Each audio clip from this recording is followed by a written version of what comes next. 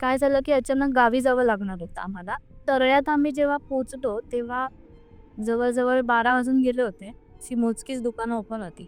So एक Chinese centre होतं. तिथे आम्ही थोडंसं काही ना काही खाल्लं. तिथून निघालो. मध्ये एका ठिकाणी माझ्यासोबत जो माझा फ्रेंड होता, जो ड्राईव्ह करत होता, त्याने मध्येच गाडी थांबवली रस्त्यात.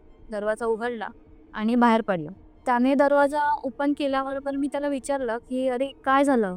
तर तो काहीच आन्सर नाही केलं त्याने. फक्त त्याने एक लूक टाकला. डोळे पूर्ण लाल झालेले आणि तो असा पूर्ण घामाघूम झालेला. पण तो रस्ता पूर्ण असा सुनसान आहे, त्या रस्त्याने कोण जात नाही. आणि हे सगळं घडत असताना अचानक माझा फोन वाजला आणि त्या दोघांचाही फोन वाजला. जिथून आम्ही प्रवास सुरू केला तिथपासून आजपर्यंत नेटवर्कच नसलं. तरी पण फोन वाजला आमचा तिघांचा. फोन कट केल्यानंतर त्याने गाडी स्टार्ट केली.